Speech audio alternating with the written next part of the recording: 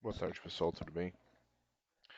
Então, o tema da nossa aula de hoje vai ser o forjamento, só que agora a gente vai começar a calcular, né, os esforços necessários para a deformação e, enfim, para o processamento de forjamento. Então, a deformação no estiramento, ela se dá principalmente pelo processo de estiramento, né? Então, durante esse forjamento, o material que a gente tem ali na matriz, ele tende a deslizar em relação às matrizes. E esse processo de deslizamento também gera, né, uma força de atrito ali, justamente naquela região de interface entre a matriz e o metal. E isso aí vai gerar uma série de tensões que se opõem, na realidade, ao deslizamento desse metal ao passar pela matriz. Então aqui a gente tem um exemplo de como seria o processo, né? A gente teria uma matriz superior e uma inferior. Aí o metal está entrando com uma altura inicial e saindo com uma altura final. E também uma variação aqui na largura inicial e largura final. Temos ainda também um valor de B, que é a região onde passa realmente pela matriz, né? Onde está sofrendo esses esforços aí. E nós vamos ter também um valor diferente aqui, que vai ser o valor de H, que é o valor da seção da peça ali, da altura da peça na matriz. Então a gente consegue verificar que as pressões verticais que agem então sobre a peça, elas crescem das bordas para o centro da matriz, tanto na largura, que não tá, a gente não vê aqui nesse eixo, né? Nessa imagem, como também na largura, que é essa parte aqui que a gente está vendo, o nosso Bzinho aqui. Então, tanto na largura como na largura que está da matriz, como na largura da peça, a gente vai ter esse efeito então das pressões crescendo sempre das bordas para o centro da matriz. Aqui, como eu comentei, as tensões de atrito que são geradas, né, elas se opõem ao movimento de deslizamento que o metal tende a ter ao passar pela matriz. Então, as tensões de atrito elas se comportam da mesma forma que as pressões verticais, né? Elas vão sair das extremidades onde elas são maiores e vão reduzir quanto mais próximo ao centro. Então a restrição desse movimento relativo aí entre metal e matriz ele deve ser maior, né, no centro da largura da matriz e da largura da peça. E a tensão de atrito vai ser nula então nas bordas da matriz. E aí, quanto maior a gente for o nosso B e o nosso W, maior vão ser as tensões de atrito no centro dessas dimensões. Então isso já foi comprovado por diversos experimentos, né? Que as tensões de atrito elas são crescentes da borda para o centro da matriz, ou seja, na borda a gente vai ter os valores mínimos e no centro da matriz a gente vai ter os valores máximos. E os pesquisadores eles também apontaram que a deformação do metal nessas regiões aí ela é menor do que nas suas vizinhanças.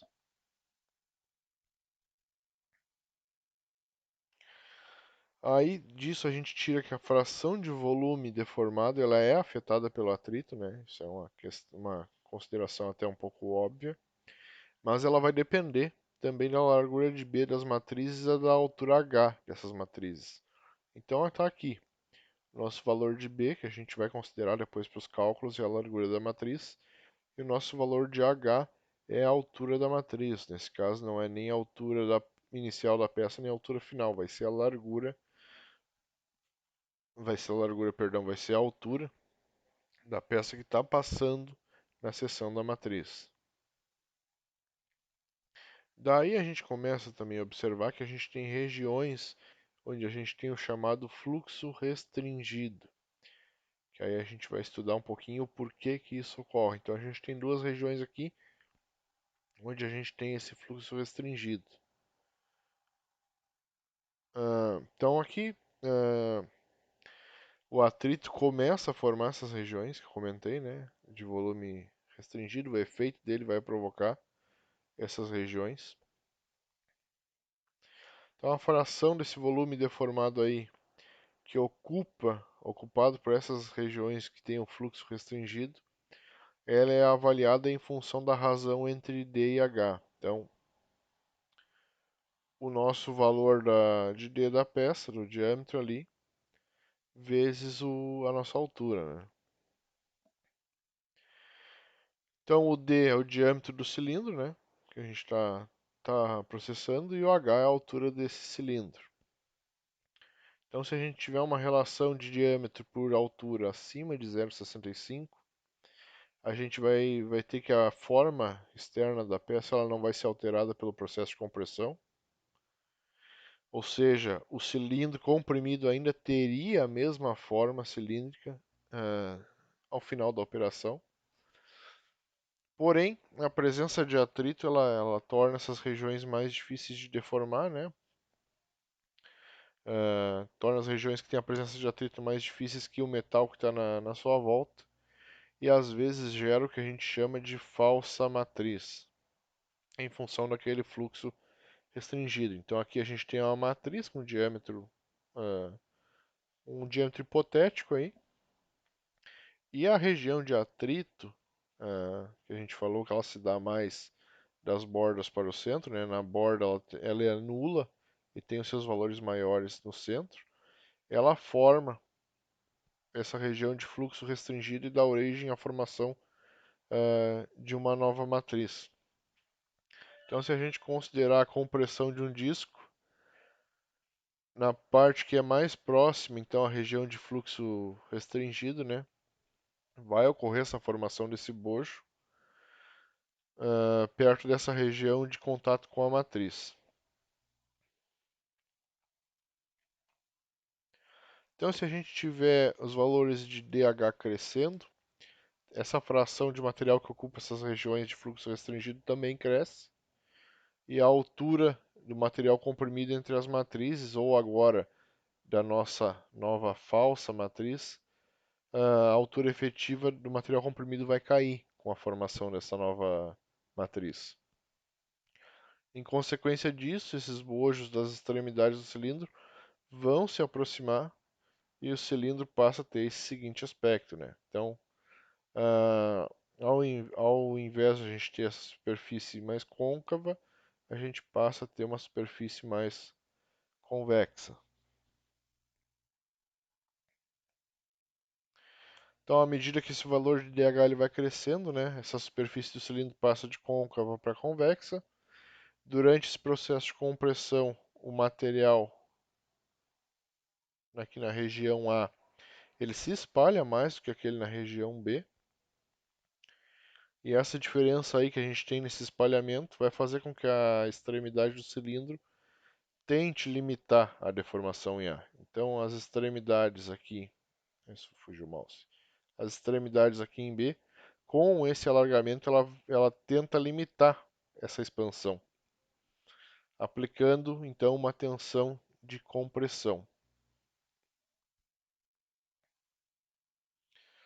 Obviamente, então, a região A, né, ela tende a arrastar a região B, e aí a gente vai ter uma força de compressão em A e forças de tração próxima a B. Isso se torna um problema, né, que a gente comentou que a maioria das trincas elas se formam através de forças trativas, né? Então, para relações de DH alta aqui nesse caso a gente vai considerar acima de 1.2. A forma desses cilindros recalcados vai ser pouco bojada, vai ter pouco que essa situação que a gente viu aqui no B. Predominando então o volume da peça e as regiões de fluxo restringido. Então esse processo de recalcamento, ele na realidade ele obriga, né, o material a fluir radialmente. Então quanto mais alto o DH, mais alto também vai ser o coeficiente de atrito e mais difícil vai ser o fluxo radial. Em função disso, a gente vai necessitar de maiores pressões para que ocorra o forjamento. Então, quanto maior essa relação DH e maior o atrito, maior também vai ser a pressão que a gente precisa para fazer o forjamento. Uh, essa condição de alto DH e alto coeficiente de atrito, e com o aumento dessa resistência, ele foi denominado de endurecimento geométrico. Então, especificamente para essas condições de DH alto e coeficiente de atrito alto, a gente vai ter também uma maior resistência aparente da peça. Já quando o DH ele diminui, obviamente a gente tem uma queda desse valor do coeficiente de atrito, tem uma queda da fricção, e obviamente vai se considerar também uma redução nessa pressão devido a uma deformação heterogênea dos cilindros. Então, baixa DH, baixa coeficiente de atrito, obviamente a pressão vai baixar também, a pressão necessária para a gente executar o processo de forjamento. Aqui é um gráfico que mostra essas relações, então aqui está meio apagado, gente, mas aqui é valores de DH 3, 2,5, 2, 1,5 e 1. Então o A vale 3, 2,5 B, C vale 2, D 1,5 e o E vale 1. Então a pressão no eixo Y e a redução de altura aqui no eixo X.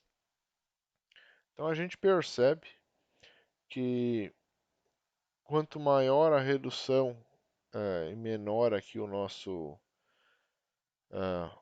DH, a gente observa uma redução, né, da pressão necessária para o processo. Se a gente pegar, por exemplo, aqui o B, que tem lá um DH de 2,5 e o E, a gente verifica isso, que a gente consegue uma deformação maior à custa de uma pressão menor.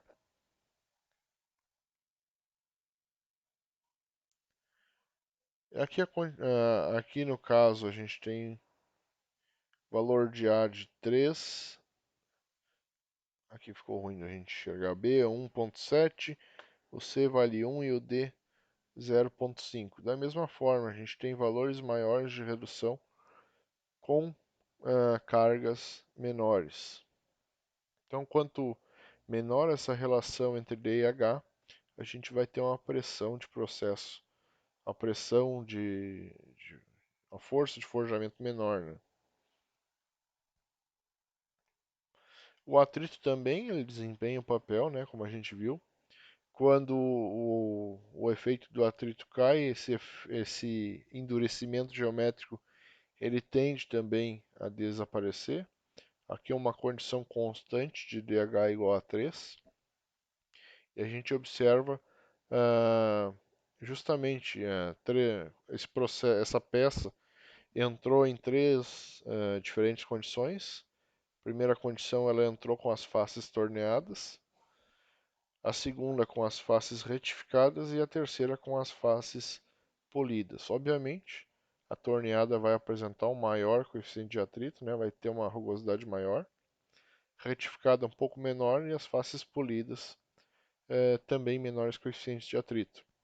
E a gente observa, né, que para as faces polidas, as que têm menor atrito, é a que necessita uma menor condição de carga para execução da redução de altura. Então, mostrando que esse efeito de endurecimento geométrico ele tende a desaparecer aí quanto mais baixo for o valor do coeficiente de atrito. Então, agora entrando na parte de cálculos mesmo, para a gente calcular as pressões necessárias, a gente, aqui nesse caso, utilizando o método dos blocos, primeiro a gente aplica aquele critério que von Mises passou lá, que a gente viu lá na aula de métodos analíticos. onde ele diz que essa pressão menos a tensão em X é igual a 1,155 vezes a tensão de cisalhamento da peça, ou esse nosso S aqui, né, que é a tensão de cisalhamento da peça deformada, né, no estado deformado. Levando em conta o critério de von Mises e levando em conta também o efeito que o atrito tem sobre o processo de forjamento, a gente tem que a pressão média de forjamento é igual a essa tensão de cisalhamento, que multiplica 1 mais coeficiente de atrito vezes o valor de B, que é a largura da matriz, né, sobre 2 vezes H, que é a altura dessa matriz. Isso também pode ser considerado como esse S', que é o efeito da fricção sobre a pressão necessária para deformar um metal com fricção. Então essa é a força necessária para a gente forjar uma peça que a gente leve em consideração então os efeitos do atrito. Uma vez que a gente conhece essa pressão média aí, a gente pode definir a força também. A força para o forjamento vai ser igual à pressão média vezes a largura da matriz vezes a largura da peça. Isso no método dos blocos. A gente não analisou aqui o método de deformação homogênea porque o atrito ele é muito importante dentro do processo de forjamento, né? A gente vai ter atritos maiores no processo de forjamento. Então, aquele método de deformação homogênea, em função desse atrito e das forças de compressão, ele não é muito válido. Então, por isso que a gente não viu aqui pelo método de deformação homogênea. Já pela teoria do limite superior, eu eliminei todas as relações, né, que foram sendo feitas ali, questão de integrais e derivadas, e estou apresentando aqui apenas a, a fórmula final, a dedução final. Então, onde essa pressão é igual ao nosso efeito da fricção ali, né, que multiplica 0,8 mais 0,2 vezes a altura da matriz vezes a largura dessa matriz. Para o cálculo do esforço para forjar um disco, que é uma situação um pouquinho diferente. Então, para forjar um disco, a gente vai ter que essa pressão interface matriz aí numa distância r, que é do eixo do cilindro até a matriz, né, ela pode se dar então como limite de escoamento do metal sobre compressão simples, que é o nosso y, vezes então o e elevado a exponencial aqui de 2 vezes o nosso coeficiente de atrito sobre h, que multiplica o diâmetro sobre 2 menos o r. Então esse r é a distância do ponto do cilindro até o eixo dele. Então se a gente a gente vai colocar esse cilindro numa matriz, né? Vai ser a distância do ponto externo ali até o centro do cilindro.